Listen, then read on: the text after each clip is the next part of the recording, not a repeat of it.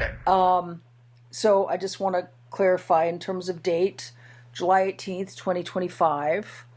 My full name, Lisa Noelle Voldeng. And Riley, do you want to state your name and any My name other is names? William. Oh, I'm sorry. No, go ahead. Go ahead. I didn't mean to interrupt. My name is William Sascha Riley. I was born Manuel Sascha Barros. Okay. But my legal name is William Sascha Riley at this time. Okay. And I'm, just so we're clear, I'm based in Victoria, British Columbia, Canada. I lived in the United States full time for a bunch of years, but I was brought up in Canada. My citizenship's Canadian. And we might be neighbors at some point, because Canada is right now number 2 on the list of the countries that I am potentially going to move to. You know, I think it's a good place to look. There's a lot of Americans, actually. I've spoken to Americans that I've told to come here. And there's lots of Americans that have come to visit more, and it's a lot more embracing, inclusive of a culture. So, you know, it's quite lovely. I recommend. In terms of what my approach, really what I wanted to do is to just really a thorough discussion.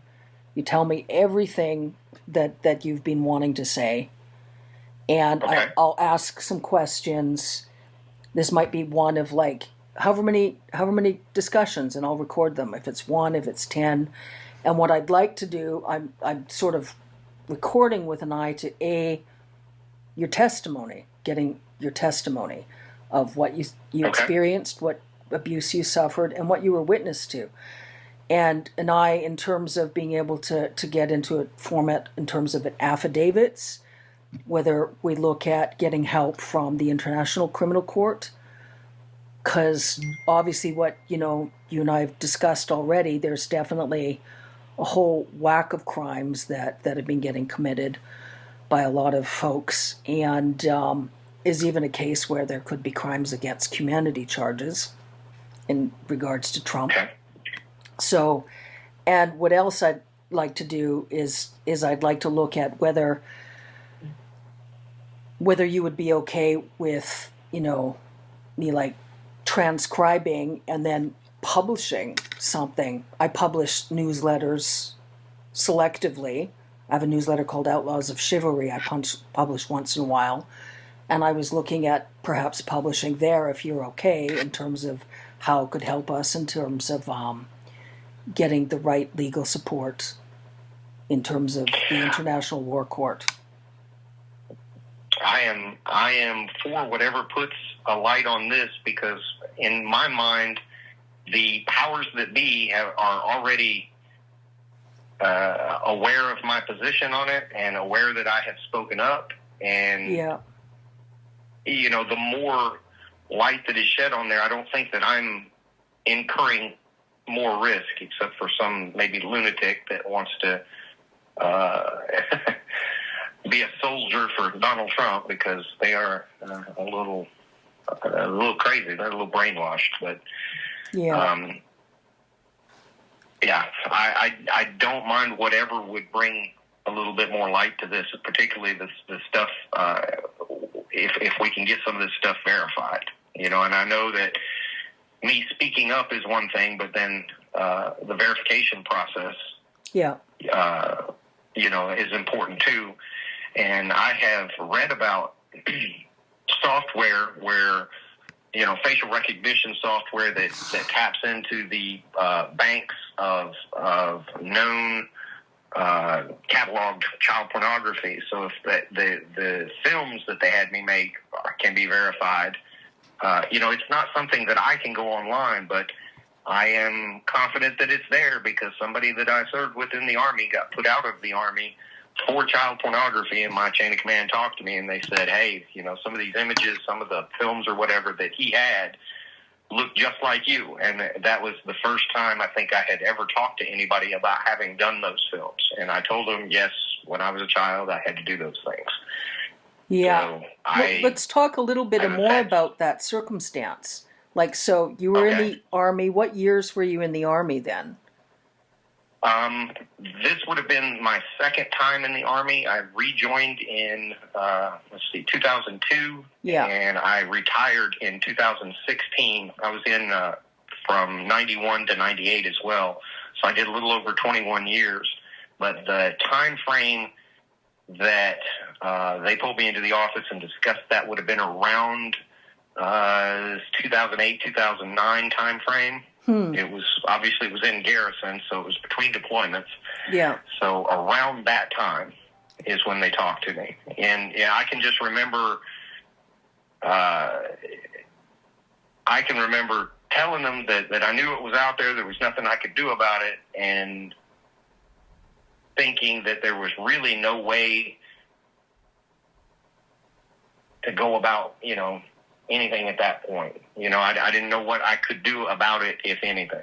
Yeah. So it was from when our emails, it was one of the fellow soldiers that was caught with a bunch of child pornography, and then your commanding officer pulled you into the office to go through and said they'd seen you in the films. I did not look at any of the films. All they said was, hey, we had to look at some of this stuff, and one of those people looks just like you. And that's the first time that I had, I think, ever really spoken about it.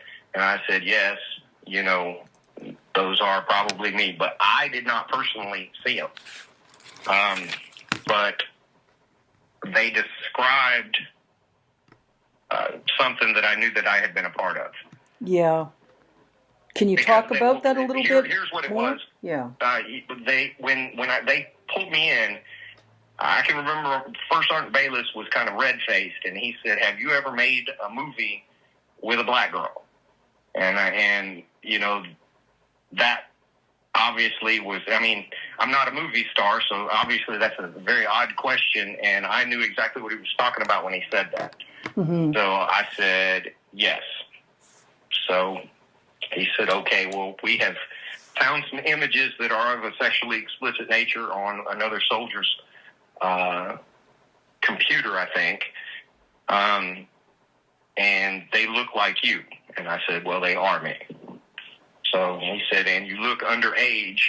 I think from that was part of their investigation to confirm that the images of the participants in these films were underage. Mm-hmm. So, that was just a secondary verification that, I was only 12 or 13 at the time of that film, maybe even 11. So, obviously I'm not an adult. And even when I was an adult at 18 or 19, I still looked young. So obviously at 11, 12, whatever I was in that film, I would not have looked like a mature, an adult, Mm-hmm. So it was more, I think, for confirmation that these images were of children. So I don't remember if he actually got court-martialed or if he just got UCMJ, which is just their lower grade of punishment. But I do know that he was chaptered out of the military over it. I think he might have had to do a little jail time, but I don't recall. I can't even recall the soldier's name that got caught with it. I just knew he was an NCO, a staff sergeant. And was there did anyone else ever talk to you about the films again? Did they ever talk? Did they ever infer that there was any further investigation in terms to when the films were produced? Did they ask you anything about who is involved, or did they? No. They didn't go into any legality other than the prosecution of the soldier with the images. So in the military is a little bit different than civilian. I don't want to call it the court system because it's just the officers and NCOs in the military, but they have their sphere of influence. They have their little scope of operation, and if they uncover more, I think that they're required to give it to the civilian authorities, but they don't have any jurisdiction to go further than to just prosecute the soldier for the infraction that he is guilty of, if that makes sense the way I'm saying it. No, I understand. Do they have any duty or is there any legality, or do they have legal requirements to inform civilian prosecutors of Yes, such cases? yes. Okay. If they suspect if there's additional wrongdoing that is outside of their scope of being able to prosecute, and in this case to hold the individual soldier accountable for having this material that he's not supposed to have, they prosecute that portion of it. If it is beyond what they can prosecute, then they refer the soldier to civilian court systems. But in this case, the military did handle the prosecution of the soldier, and I think all he got was like 30 days and reduction in rank to E1. They kicked him out of the Army, gave him a less than honorable discharge, I think. I don't think he even got a bad conduct for that. But I know that he was put out of the military, and I think he did the 30 days in jail, I think, is the most that they can give you at the level that they prosecuted him at. So I'm not saying that for sure on the jail time, but I do know for a fact he was put out of the military. Okay. So they had films. They had some of those films. Was his name. Cable? Yes, Habel. That was his last name. Habel, I think. Staff Sergeant Habel. I just remembered it because I could picture his face, and I just couldn't remember his name. Habel. Okay. Habel. Yes, I'm relatively certain on that name. I don't have the best memory. I was in a blast in Iraq, and one of the things that I struggle with mightily are names. Yeah. But I'm fairly sure that's his name. Okay. And in terms of the films they had, so there was obviously a collection of pornography. Is there anyone you're in contact with of those your commanding officers that would they talk to you? Would they provide evidence, or is it a situation where Michael Bayless is the only one that I remember speaking to about it. I have not spoken to him since I left Fort Carson in 2011. I would think that he would probably remember something like that, just the unusualness of it. First sergeants deal with things day in and day out, but I would think that he would remember that just because of how it's not every day that you have to deal with something like that, Yeah. But it is possible. I think my commanding officer's name at that time was Captain Colasanto, but I'm not sure because you get commanding officers come and go. The first sergeants, they tend to stick around longer. Yeah. But commanding officers a lot of times they're only there for a year or two, and then they're off to the next thing. So, my recollection of the commanding officer may not be accurate. What's the spelling of his last name? Colasanto. Cola, Colasanto. Okay. Saint Cola. Yeah. Okay. Is there anything else you think would be helpful to talk about right now about then? The time frame? That was the first time anyone had ever mentioned to you anything about the films other than when you were involved in filming? Is that accurate? Yes. Okay. Yes. The first time that I can recall anybody that it ever coming up, I always knew that they were, that the films, at least one or two of them were out there. I don't even know how many times I was filmed. But I can tell you that some of them are extraordinarily horrible. I can give you one instance where they were filming us. It was me and a girl that I knew that I had been trafficked with in other venues. And while we were filming, they came in and shot her in the head. So killed her, obviously. So that would be... Was that the runaway?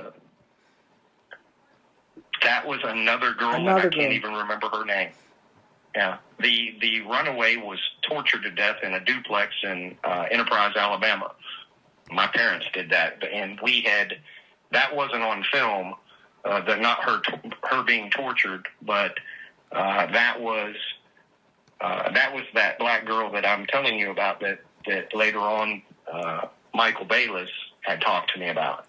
But they went and got her because they were afraid that this was after the investigation in Tennessee, and they were afraid that they would go down for child pornography. So they were wanting to kill her, and then they were wanting to get rid of me via an accident, but they couldn't because they had already tried to kill me several times. They had the incident in Texas involving the Chevy van. There was another instance in Texas where my dad threw me into the middle of a pool and said, "Sink or swim."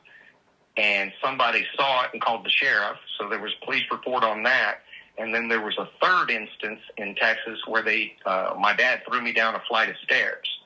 And that one fractured my skull. Now, there may have been other things that happened as well, but I remember those three were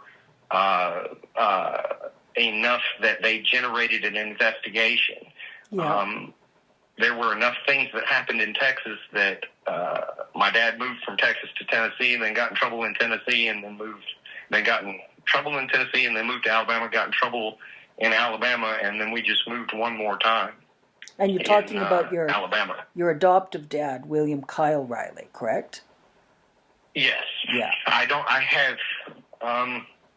have located my birth parents. My birth mother lives in Sierra Vista, and my birth father lives in Edmond, Oklahoma, but I have not reached out to either of them. Mm-hmm. I just, within the last year, probably 6 months, I learned where they live. Mm-hmm. So, I don't know. That's just an odd dynamic for me, and I'm still kind of processing that. But as far as family goes, I have a half-sister up in Massachusetts, and that's about it. Okay. And your adopted dad, William Kyle Riley, worked as a pilot and was involved. Yes.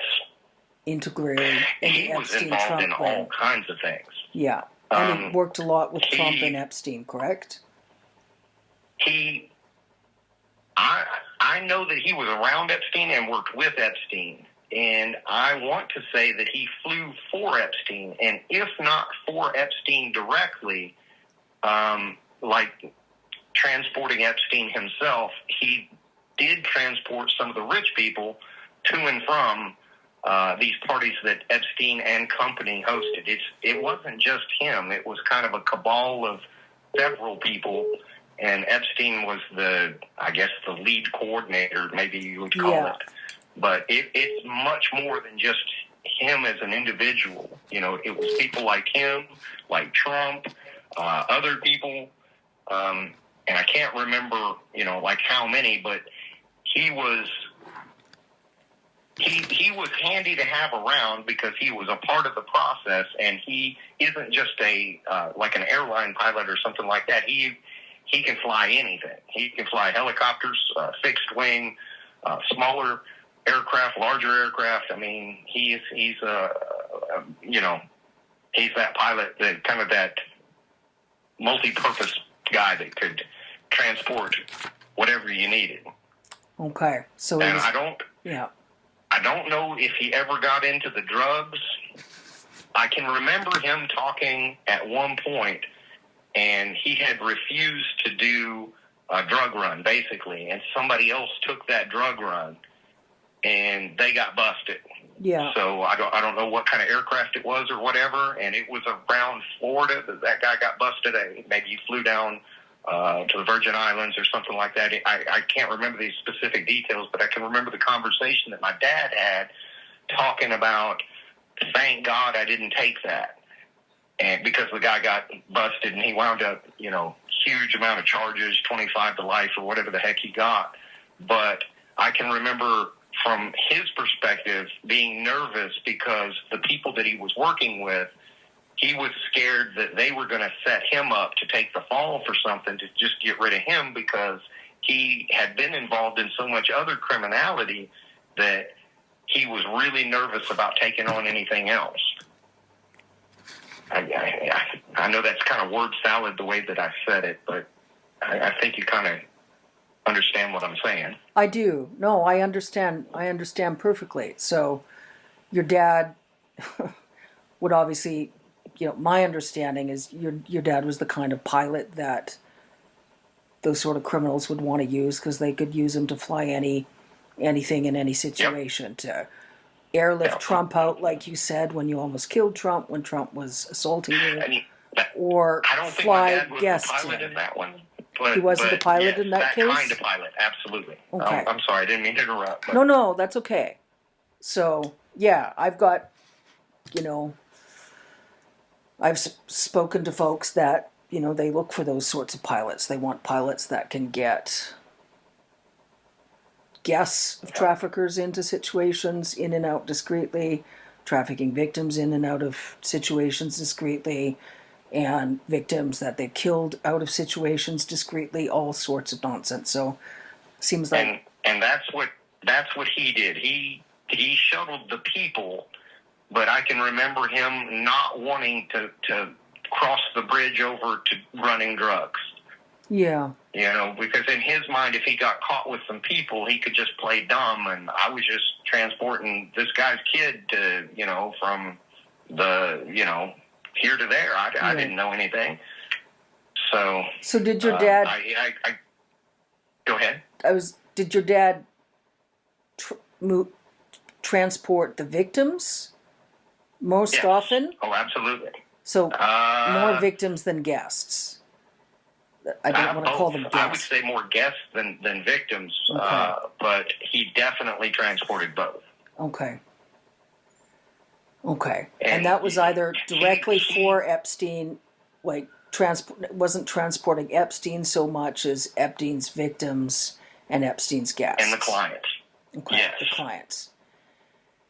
But he was definitely around Epstein. I can remember the one time that I can remember meeting both of them, and I can't even remember Jeffrey hardly at all, but I can remember the conversation in the car where they kept asking how to say Ghislaine's name because it was unusual, and during that meeting, my mom wanted to get the name right, for whatever. That was important to her, Yeah. And what's your mom's name again? Her name was Mary Lynn Riley. This would be kind of my third mom because my dad adopted me with a lady named Irene Ursula Litsky was her maiden name. Mm-hmm. Her name is Peter now. But those two adopted me. He got divorced from Irene in 79 or 80 and almost immediately married Lynn. So Irene may have been involved in some of that, but that would be from a time frame that I don't have clear recollection of. I do have clear recollection of Mary Lynn Riley's involvement, but she died via suicide a number of years ago. Okay. Now,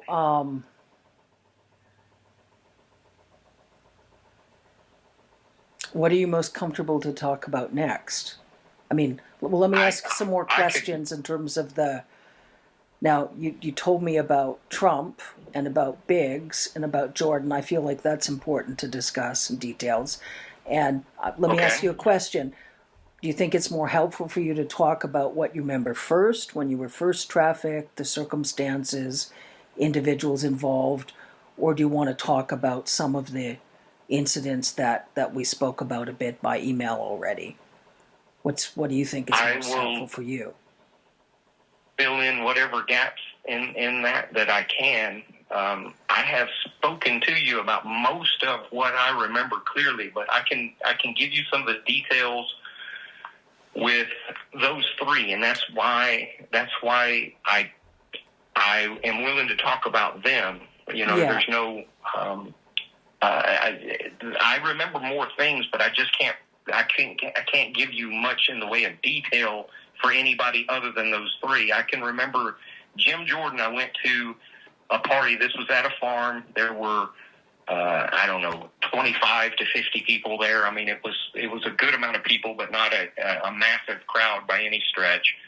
But the experience that my dad sold to those people was, if you could pin me, then you could do whatever you wanted.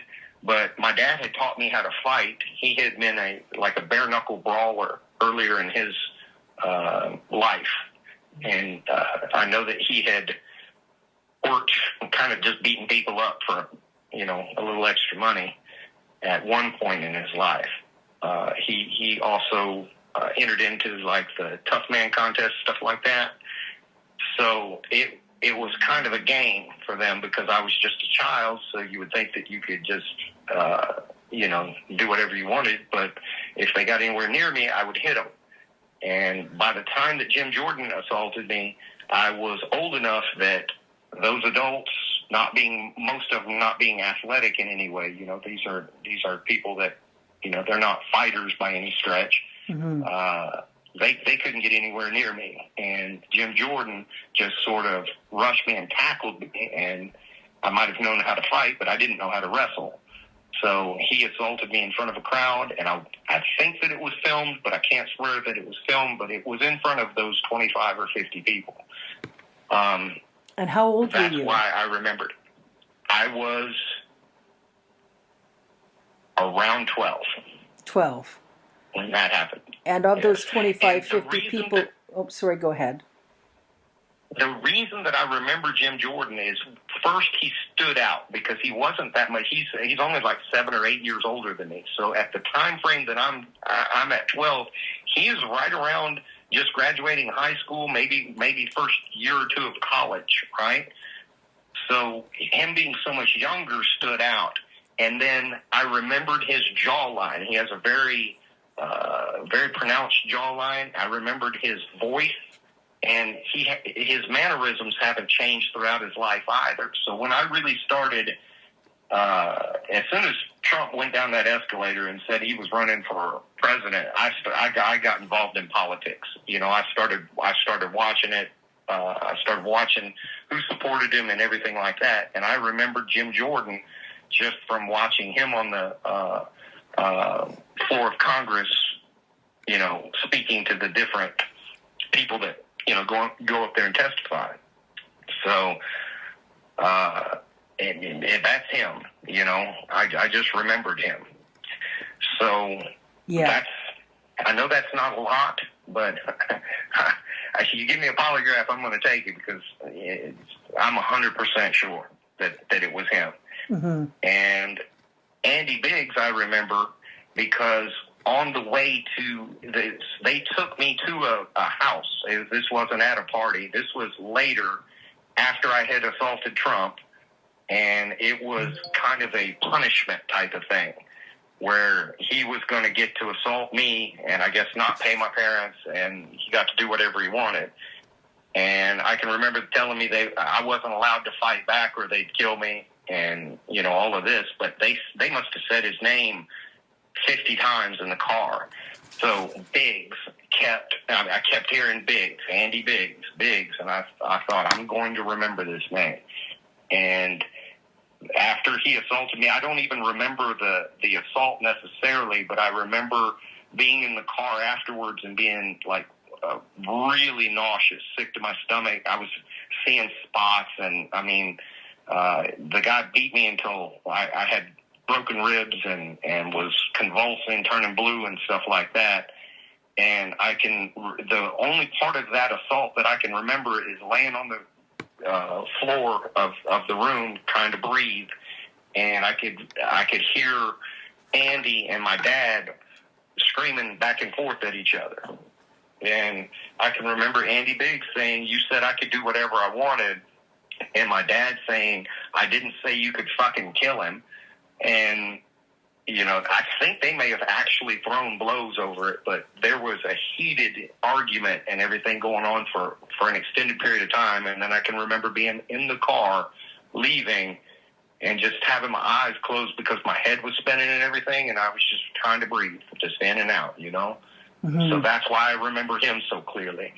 I have had more than one encounter with Trump, and that's why I tried to kill that son of a bitch, because he is a fucking monster. It's why I have not shut up about just how absolutely abhorrent he is as a human being, and that's why I tried to kill him. Yeah. Because I had decided, I had already seen enough other people die that in my mind I thought, well, they're just going to kill me too at some point, right? I'm not going to survive to be an adult from this.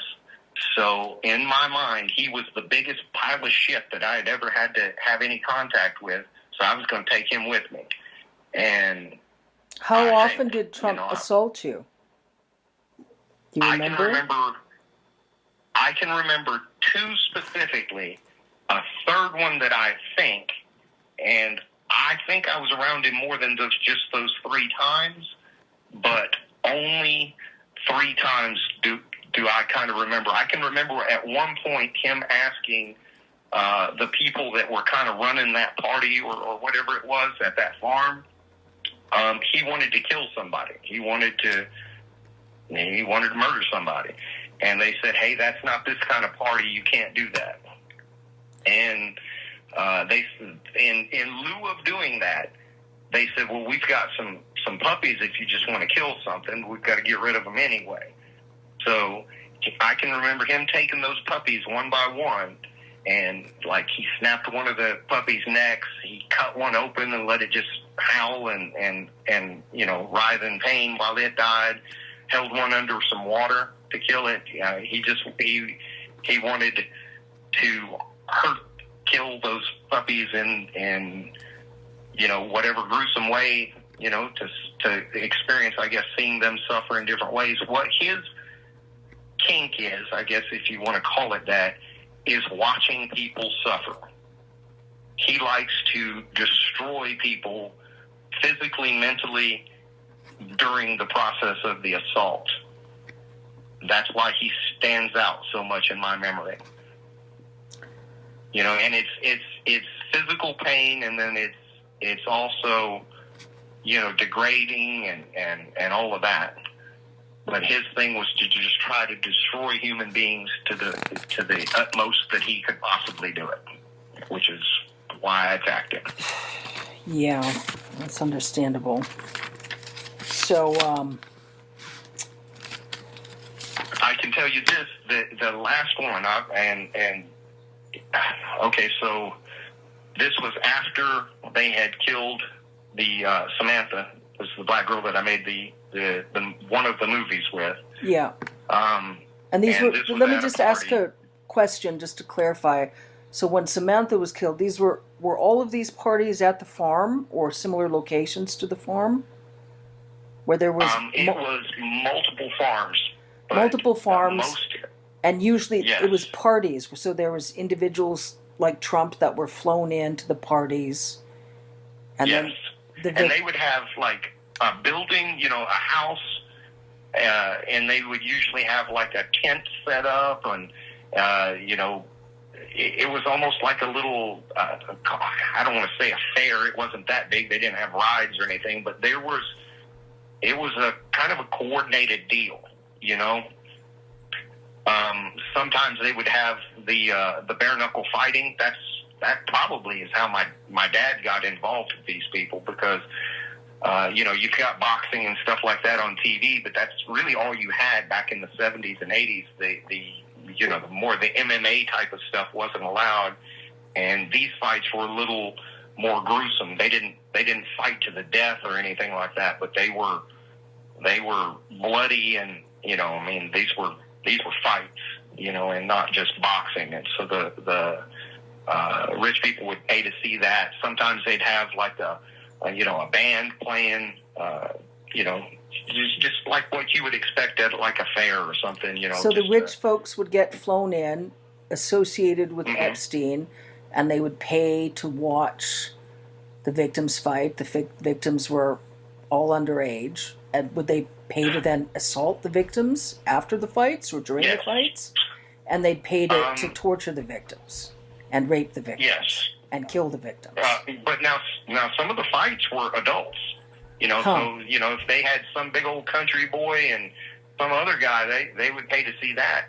They would also pay to watch the kids fight. And they did pay to watch me fight. I would fight other kids, and my dad was my initial trainer for me to learn how to fight. I would later go on to be a boxer, an amateur boxer. But that's how I got my start in all of that. So, yes, they would have paid for that. And the experiences were different each time. There wasn't like a set thing. You never really knew what was going to happen.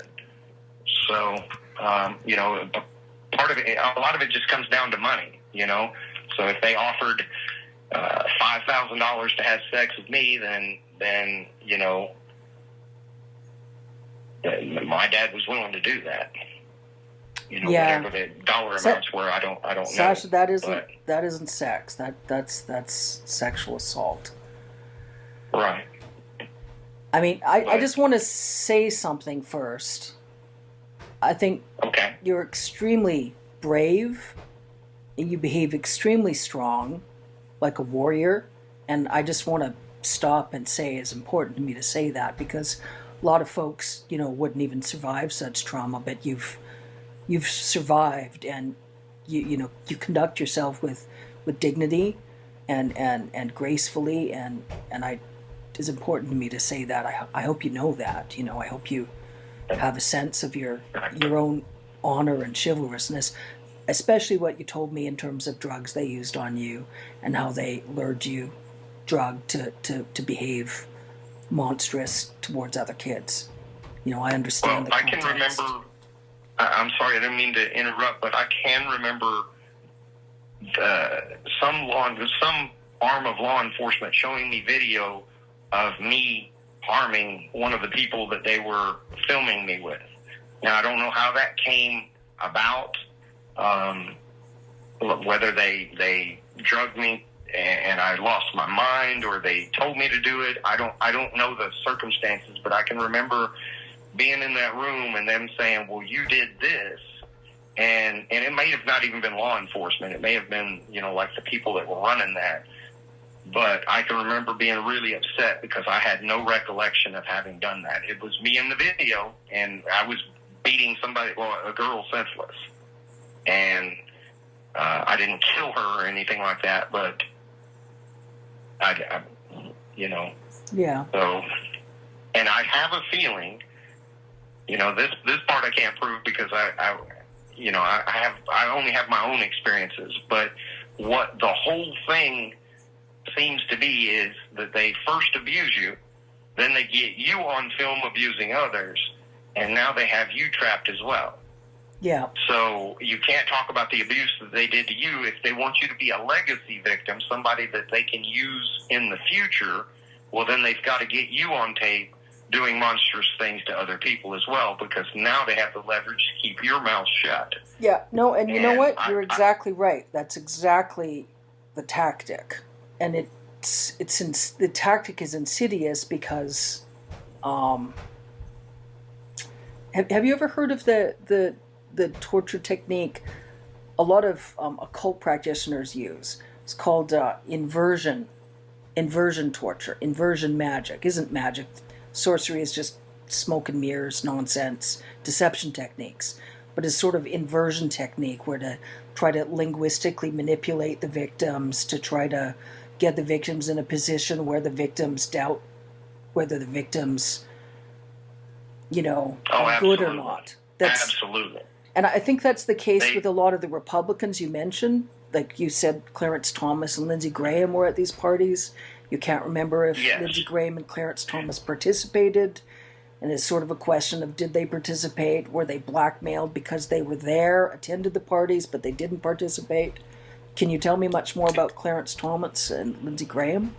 I know the least about him. The only reason that I can remember him is because he was a black man. And I'm sorry, but that club is pretty much just white folks. So having a black person there was very unusual. So he stood out. But the only thing that I can really say is that I remembered him being there, And then I remember what a big deal it was in our household when he got confirmed onto the Supreme Court. Yeah. Because my dad was excited about that because of how high up he was. Now, I can't swear. I may have been assaulted by Clarence Thomas, but I cannot swear to that. If he did assault me, then it was not to the level of something that scared me to the point where I needed to remember it, if that's a good way to put that, which Trump rose to that, and Andy Biggs rose to that, and Jim Jordan rose to that because he was dangerous to me because I could keep most people away from me with my fists, but, he was a good wrestler. So, he scared me in that sense that this is a person that I can't, that I can't keep away from me with my fists. Lindsey Graham, I am fairly sure he has assaulted me, but I just can't put my hand on a Bible and swear to that. Yeah. I know that he was there. I can remember it. He just like Jim Jordan, he has very distinct mannerisms, and his voice is a little unusual as well. So I could remember his voice, I could remember his mannerisms, and then obviously how he looks. So I can put him there, but I just can't. I can't say he did this or he did that exactly. I just can't. Okay.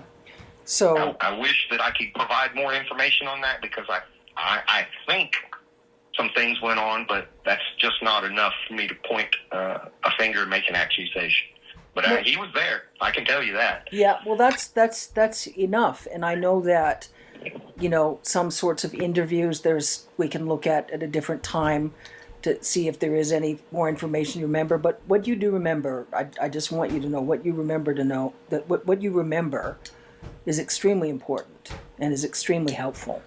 I know you want to be able to remember more, and the memories are in there. And, I just want to approach the situation delicately because, some of the other memories are just vague. I can, and I have been very careful too not to reach out further because there are some other names that I could mention that I believe were there that I know for a fact that my parents talked about, but I don't have a clear enough recollection of anything. Like I can tell you 100% sure that they talked about Vladimir Putin. But I do not believe he was ever at one of those parties that I was at. But his name was brought up more than once. During the 1980s? Yes. Okay. Vladimir Putin, I don't know even when he ascended to the presidency, but I remember the name because it was so unusual. Now, at that point, he may have just been, one of the Russian oligarchs or whatever, but his name came up, and I remember it just because it's an unusual name, Vladimir Putin, but I don't believe he was ever there.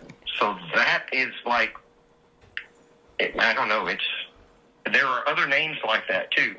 Okay, well, let's talk a little bit about I Putin remember more. Clinton's name being brought up, but I don't ever remember seeing it. So Clinton was mentioned, but you never saw Clinton.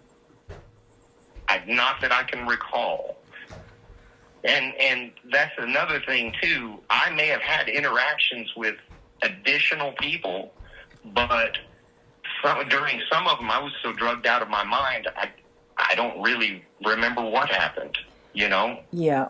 When you heard them talk about Putin, so it was at one of the parties at one of the farms, do you remember what they were saying about Putin?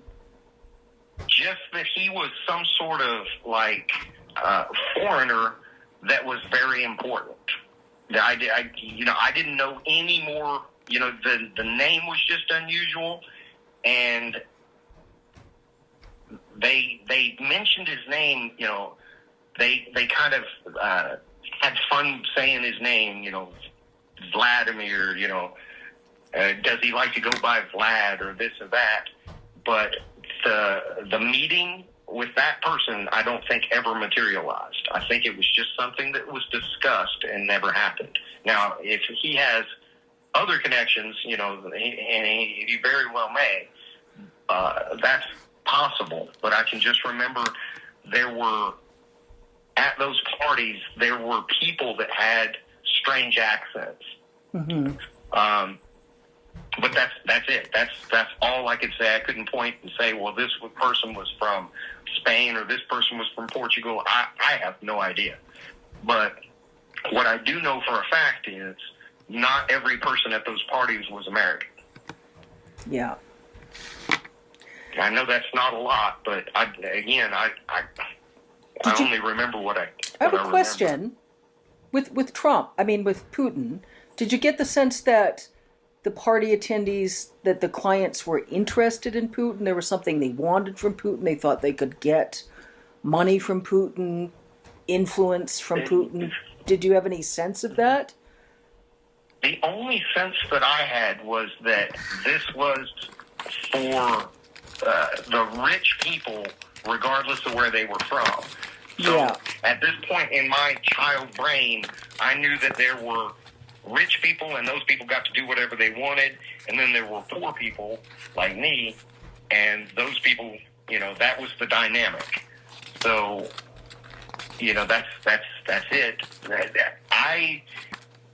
I never heard them say anything about blackmailing and stuff like that, but I can remember them showing me a video of me doing bad stuff, and then I can remember people telling me that if I ever talked about it, what I had done was illegal too. And a lot of that was just bullshit because I was just a kid and they were making me do this stuff. Yeah. But talk about malevolent hypocrisy, dude. They were just utterly grotesque. They were trafficking you, they were assaulting you, they were drugging you, and then they were trying to they were trying to make me feel guilty about any of it happening. You. Exactly. When you were in this situation because they were trafficking you. The last encounter with Trump, the one where I injured him, was the one that I remember the most vividly. And this was the setup for that. I can remember my dad, before we went to the farm, this was when we lived in Enterprise, Alabama. Yeah. So it would have been about 81 to 82, somewhere in there, maybe as late as 83. But he said there may be somebody that you know there. And I can remember the look on his face, and it scared the shit out of me. But anyway, when I got to the farm, of course, I'm scared at the farm because I don't know what's going to happen. But the first person that comes up to me is a girl named Patricia. This is a girl that I had been trafficked with before. And she came running up to me and, said hello or whatever.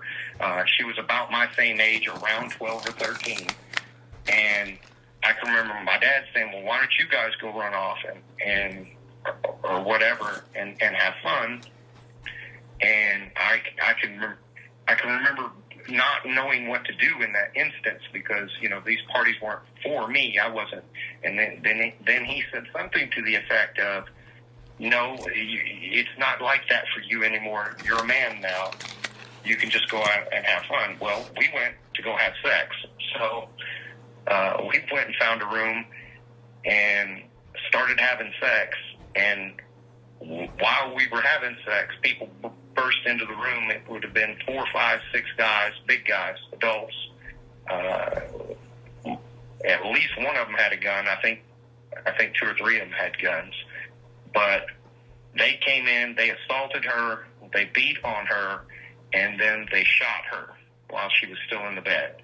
They didn't beat or assault me, but what they said was, if you don't do everything that the next person coming in here wants, we're going to shoot you just like we did her. And I can remember them having like an argument because they shot her in the bed and then they had to go find another mattress. Well, that's when Trump came in. So that's why I remember him so vividly. And it was at that point I had already decided they're probably just going to kill me anyway. I'm going to take him with me. And I tried, but I did not. How did you... So, obviously Trump was extremely violent. Trump's a sadistic psychopath. When Trump assaulted you, so sexual assault and physical assault? Yes. So, and at one point, I I kind of acquiesced to whatever sexual things that he wanted to do. But at some point, he wanted me to have sex with him. So he laid down on his stomach, and there was a wooden tent stake that was in the room, and I had been eyeballing it as a weapon. And what I did was put the condom on the wooden tent stake, put it inside of him, and I kicked it as hard as I could. And that's why he had to get life flighted out, because I ripped him open. I'm sorry. Do you ever watch the movie The Equalizer? No, I haven't seen it. Denzel Washington, sort of like justice when everyone involved in American law enforcement can't get any justice. That would be a sort of situation, obviously. I laughed because there's poetic justice there, Sascha. That was what facilitated.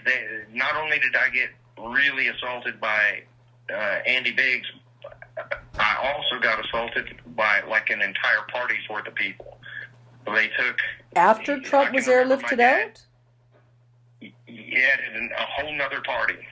So they took me to another party after that, and because I had done that to one of those rich people, they took me from like station to station, and they could do whatever they wanted. Most of them just beat on me. I can remember me standing there. I'd already gotten beaten up, 5, 6 times, and I can remember somebody urinated on me, and I said, "Thank you for not hurting me." And he just hauled off and punched me in the side of the head and knocked me out. I can remember leaving that party, and my dad was just kind of dragging me out of there. It was another instance, just like with Andy Biggs, where I got beaten to the point where, the room was spinning. I was nauseous, probably throwing up, maybe some broken bones, badly. And how many perpetrators did you say again? 20 to 40? 25 to 40 perpetrators? People that were there, yes. I would say probably 8 or 10 that just beat the absolute hell out of me. And some of them probably sexually assaulted me, but I can't remember. I can remember getting hurt, just getting beaten up and, Was that before you tried to defend yourself from Trump or after? Do you remember? That was after. That was after. As a punishment, if you want to call it that. What happened at that party was part of the punishment, and then I can remember them saying that this is the last of it when I had to go see Andy Biggs, but Andy Biggs almost fucking killed me. So I remember him to this day. So when Andy Biggs almost killed you was after Trump as well? Yes. Okay. After Andy Biggs was after Trump. The party that a whole bunch of people assaulted me was after that, and then the last one was Andy Biggs, and then I can remember my dad saying no more. I can remember him even kind of breaking down a little bit, like psychologically, because I guess the repeated watching me just get destroyed by people. You got to understand, it's not like boo-boos and Band-Aids. They were breaking ribs and really hurting me. I've got like a deformed rib cage to this day. No, sounds like they were trying to torture you just to the point of death, to punish you and to send a message. They tried over and over again to hint to me to get me to kill myself. Yeah. And I can remember thinking, there's no way I'm going to kill myself because that's what they want. So I kind of survived some of that just out of spite, to be honest with you. There's really no other way to put it, but I wasn't going to. I can remember hating my mom so much that I just did not want to give her the satisfaction. Yeah. As bad as my dad was, Marilyn Riley was even more evil. Her thing was sexually torturing me. So, and she enjoyed sexually torturing Samantha when they went and got her. And Samantha was the runaway that Riley, yes, the runaway that William she lived in a brothel, basically a house where they had 4 or 5 underage girls that they had scooped up from wherever they got them from, and they would use those girls at these parties. Well, at one time, they sent me to go be a part of that brothel. So that's when I made friends with Samantha, Patricia, and Sarah, and those are the only 3 that I can remember their names. But Sarah committed suicide, Samantha was tortured to death, and Patricia was the girl that got shot in the bed before Trump came in. Did Patricia die? Oh, yeah. Yeah. Yes. So Samantha, Patricia, and Sarah, and all 3 died. Yes. Yes. So Samantha was the runaway that was murdered by your adoptive parents. Yes. Patricia committed suicide. Sarah committed suicide, and Patricia was murdered in the bed before Trump came in. And then they threatened you and said to let Trump do whatever Trump wanted to do to you, or they would shoot you in the head as well. Yes. Yes. Okay. And I can remember them pointing the gun at me and saying, "We're going to kill you." And my dad protesting because he said, "If you shoot him, we're all going to go to jail." And he was really, I can remember him being distraught. Now he's a kind of a tough guy and, all of that sort of stuff. So that's what stood out to me was he was really scared because he knew that if they just shot me, that's not something he could explain to anybody. And he had gotten into so much trouble with trying to get rid of me already, but there's the Chevy van incident, there's the pool incident, and then there's the stairs incident, and all of those generated a police report. In addition to that, we went down to Panama City, Florida, to the beach, either Panama City or Destin, and they took me to a riptide area. I didn't know it was a riptide area. There were no other people on the beach. It was just us. But within like 100 yards, 150 yards, there's the regular beach where people were at. How they have the riptide zones. They don't want you out there, right, for obvious reasons. Well, they took me to one of these zones and had me, say, "Hey, come out here and play in the water and this and that." And for the first few minutes, it was just the 3 of us playing in water, and I'm just a kid, beach is awesome. So, at any rate, they go back in. I'm out there playing. Eventually, that current gets me, and I don't know how to swim at this point in my life. So it pulls me out, 100 feet maybe, and I'm bouncing up and down off the sandbar, just screaming my head off. Well, somebody that was on the regular beach, not in the riptide area, heard the screaming and came running from like 150 yards away, and right by my parents who were standing there. And he goes out there and gets me, fishes me out. By the time he comes back, he's nearly exhausted. And I can remember him and my dad nearly fighting. And at this point, there are other people that are coming, and, that scares the shit out of my dad. But there was another police report with that. And I know that police report followed us back up into Alabama because the sheriff came down there and talked to my dad in Alabama. So there was another investigation for sure. So all of those things had already happened, and my dad was terrified that if something happened to me, especially so close to all of these other things that all of these other investigations, he pretty much knew he was going to go to jail over it. So there was at least the Chevy van incident, pool incident, stairs incident. There was police reports. How many police reports? About 3 or 4. And then that that are just involved in trying to get rid of me. And then there were, in addition to those 4, there were 2 investigations. One for the porn, and then when we lived in the duplex and they were torturing that girl to death, Samantha. Our duplex neighbors there in Enterprise, Alabama, they called the police because they could hear, screams and beatings and stuff like that. And when they investigated, I can remember my dad saying, "Hey, talking about me is just, I had gotten in trouble and got a whipping or something. And they did an investigation. They collected blood samples and everything from the house, but the problem was they couldn't determine how long that blood had been there, I guess. And it wasn't a match to anybody in the house. So for whatever reason, they just didn't have enough. And I don't think they were allowed to talk to me. I think my dad would have had to give them permission for the investigators to interrogate me. So I don't recall ever giving testimony as a child. Not to the police in that instance or in the instance up in Tennessee. Did you provide any testimony to the police in any of those 5 cases? Well, the one case with the military, with the child pornography, I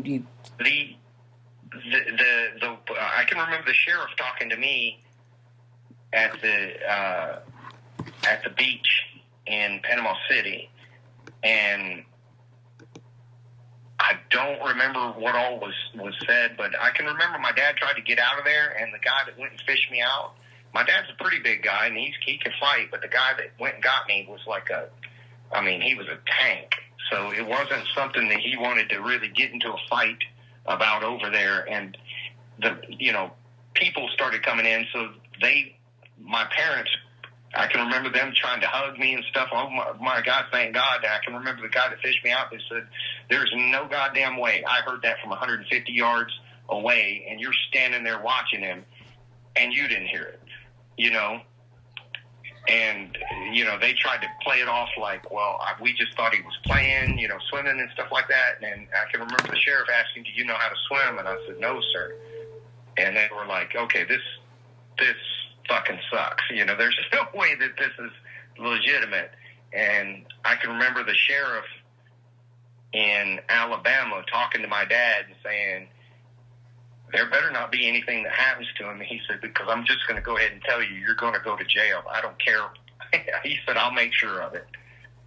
So they had a sense, but they didn't know. They didn't have enough of what they thought of as evidence to be able to do anything. That's exactly right. And that was the case with Samantha as well? Yes. And your dad wouldn't let them talk to you? What's that? And your dad wouldn't let the police officers talk to you? So right. That also seems weird. Block that, he did. Huh? It seems weird. I mean, I know in Canada is a bit different, like, in terms of, there would have been folks from Child Protection Services there, and they would have gotten you away from your adoptive fathers to talk to you. You wouldn't have gone through that sort of horror in Canada. I'm really sad that's what occurred. At one point, CPS did take me. So I got into the foster care system, and ultimately, I'm just gonna. I was ungovernable, incorrigible, at that point in my life. If you said something to me, I didn't necessarily. I didn't care who you were. I wasn't necessarily going to do that, and I might just hit you, because that was just my response to life at that point. So eventually I made my way right back to that house. So I can tell you that throughout the process of trying to work with me, Jane Goodall was one of the people that worked with me. So I know that she is still alive. I think she's still alive. I think she's 91 now. Yeah. And she might recall having worked with me, because I would have been one of the strangest cases she ever had. Because at around that time frame, I had made the decision that I would no longer let anybody get within arm's reach of me. And if they did, I'd fight for my life. So, people had to stay away from me. I could talk. I mean, I wasn't like a feral animal, but I just would not allow people within my personal space anymore. And because of her work, with apes and everything, with gorillas, they kind of reached out to her to make contact with me to see if they could help me. Yeah. And did you talk to Jane Goodall at all about what you'd experienced getting trafficked? I know when you and I spoke by email, messenger, you said was from during about 1978 to 1986 is what you remembered, 9 to 13, but you're not sure it could have been as early as 6 or 7 years old. Right. I don't really start remembering what was going on until about 10 or 11. And I just know that it happened before that. I can remember being sexually assaulted by family. That's some of my very first memories. So, but as far as taking me to other places and these parties and whatnot, I know that sort of thing was happening, but I just don't have a good enough recollection to really piece together much of a story. So whether you were 6 or 7 years old or 10 or 11 years old with the parties? When you Right. Okay. I know family was assaulting me, and then friends of family were assaulting me as early as 6 or 7. I know that. Some of my very first memories are of being assaulted. But as far as taking me to places to make money at these parties, I don't have a clear recollection. It may have happened as early as the first sexual assaults that were happening with family. But I don't have a clear recollection if that was going on to that scale at that time, but do have a recollection from about 10 or 11. Okay. So,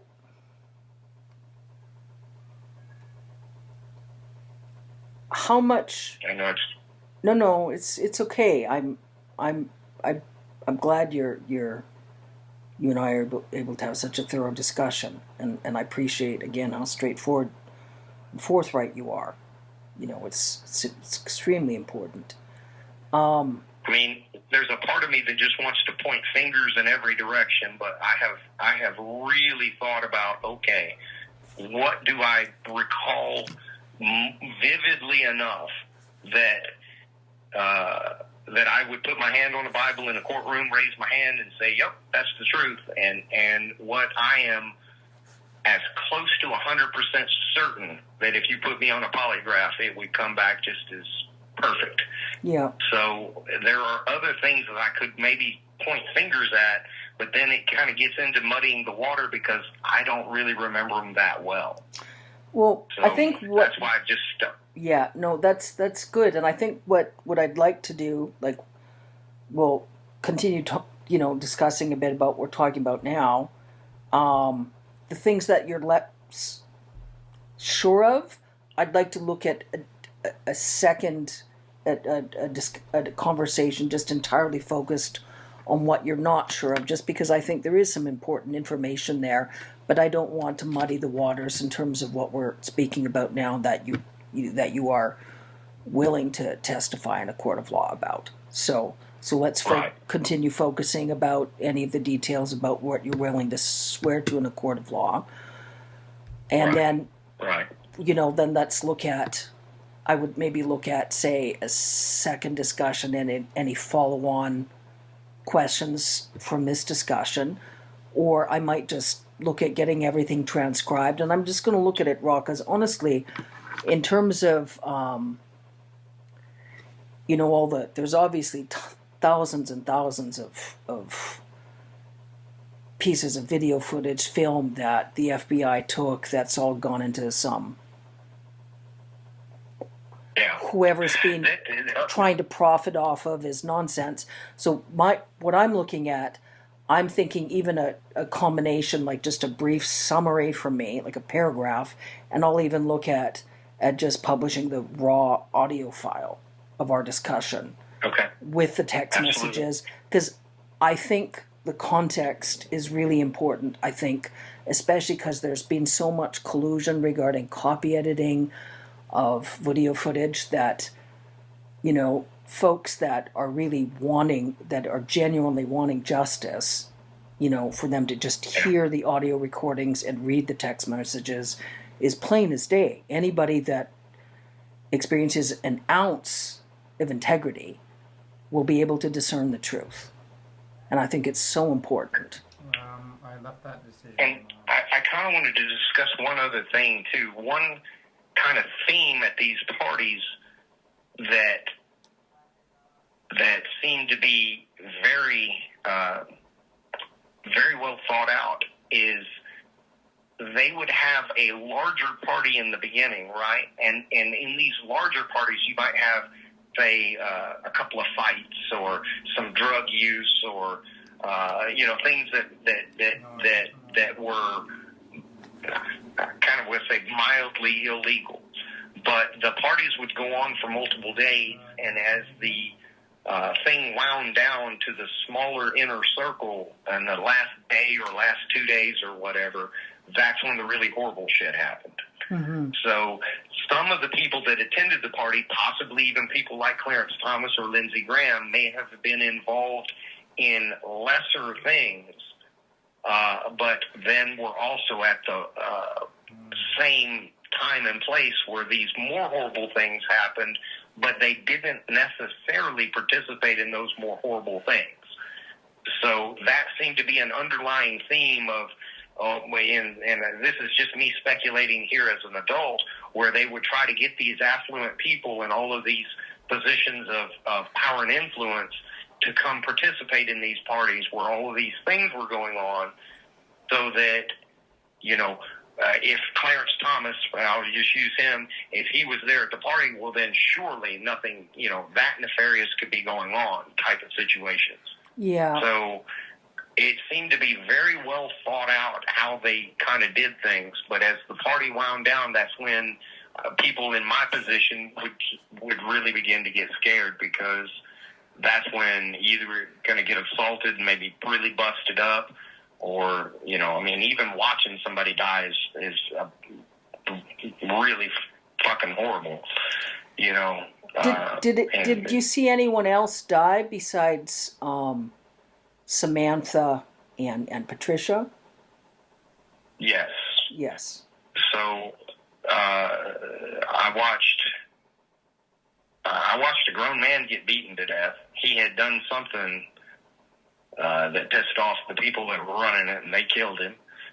I saw another girl, in addition to Patricia, when I was making the film with the girl, they came in and shot her while we were having sex. That was some sort of snuff film. Yeah. And then in the brothel, there were 2 people that got killed. Sarah killed herself, and then a girl, I don't remember her name, she was shot and killed, and then another girl was also shot and killed. Okay. And all of these... Remember, no, go ahead. me and Samantha having to clean up. We didn't have to do anything with the body, but I can remember me and Samantha had to clean up the blood and everything from both Sarah's suicide, which was an assisted suicide. Samantha actually shot Sarah, but Sarah wanted her to do it. She just couldn't pull the trigger herself. So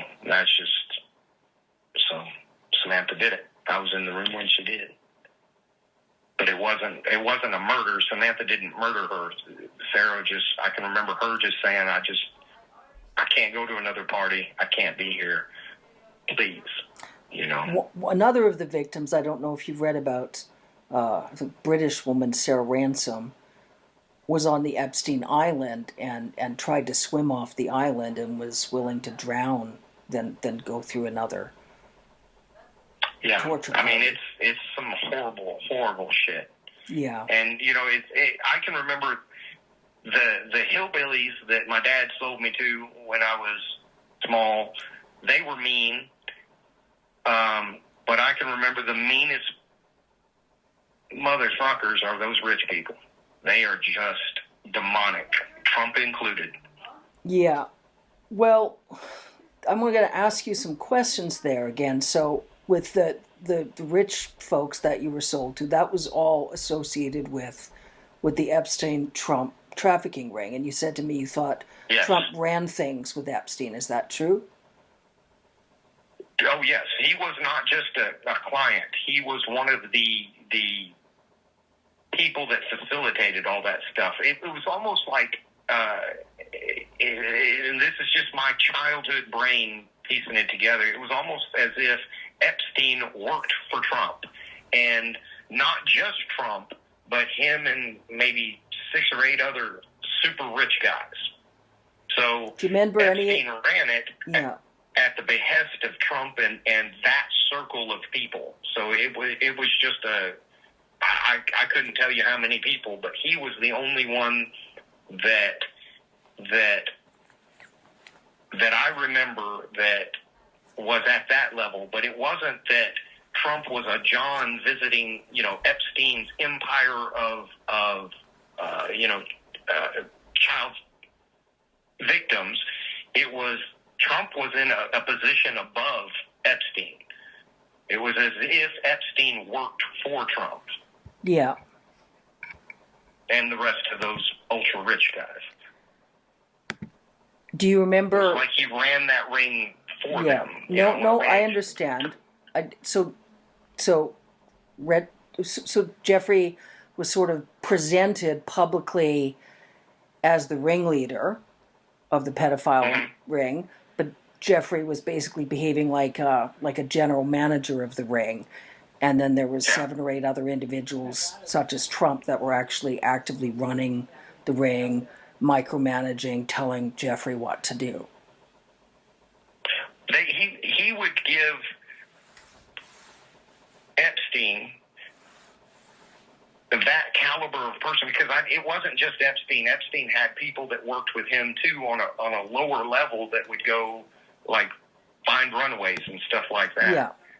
So I don't know where they got the people. I can't say that, but it was this whole thing was being run as for those rich people.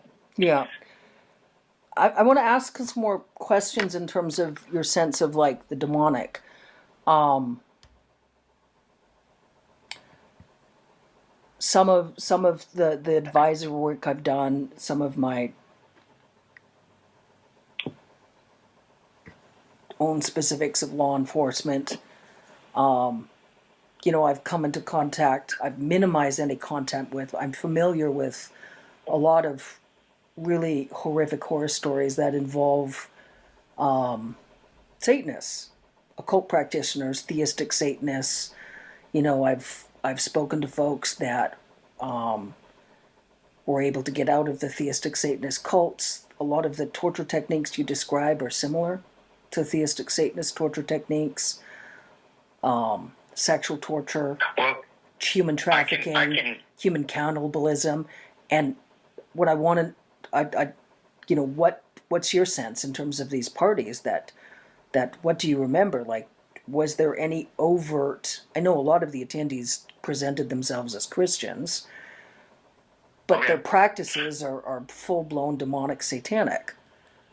Do you have the sense that any of them were actually secretly practicing any sort of occult rituals, or were they just like rich, fiendish, fake Christians that just didn't experience a conscience?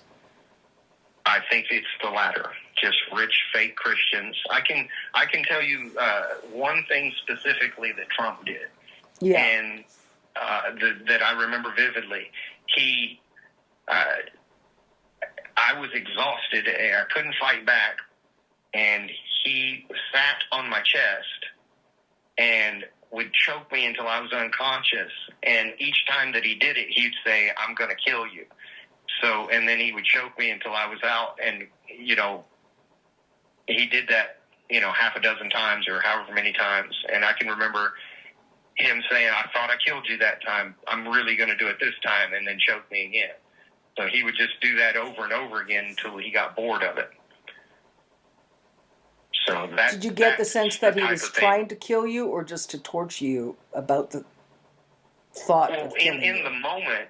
In the moment, you think you're going to die. Yeah. And that's the experience that he wants to see the fear in another human being's eyes that thinks that he's killing him. Yeah. But looking back, I just think he was just torturing me. I think had he wanted to kill me, he could have.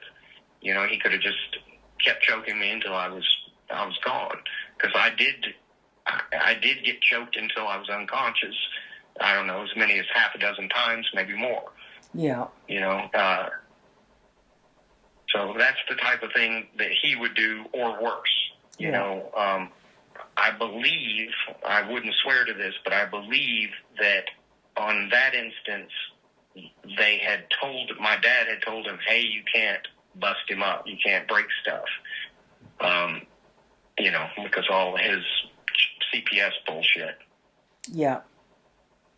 So, and I want to say he was upset at the end of that too because of the bruising. You know, they didn't break bones or anything. But, you know, obviously I had bruising around my neck and different bruises on my body. And that's something else too that I'm just remembering right now as I'm talking to you. At least one instance, the school nurse got CPS involved, I believe, in both Tennessee and Alabama because of the bruises that I showed up to school with. Yeah. You know, and of course, my parents just said, hey, he's clumsy, you know, he fell out of a treehouse or whatever excuse they gave, you know. But it was looked into, but obviously nothing materialized from it. Okay. So, let me see. Can I call you back in about 10 minutes? Sure, absolutely. Okay. I just want to make sure I've got the recording set. You know, I want to get into a file folder and get some duplicates, and then I'll call you back, okay? Okay, sounds good. Talk to you in a minute. Bye-bye.